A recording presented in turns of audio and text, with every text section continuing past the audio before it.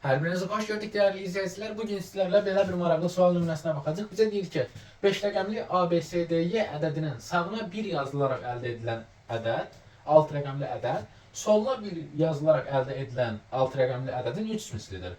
Buna əsasən S-ni tapın deyir.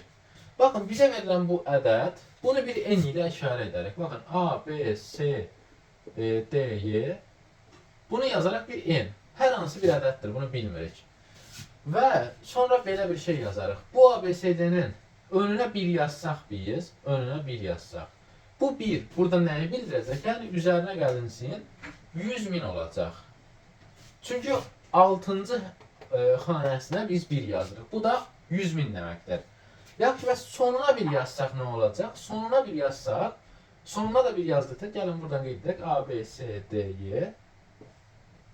Sonuna 1 yazsaq, bu da alınacaq 10n. Baxın, bu bizim n ədədimiz idi.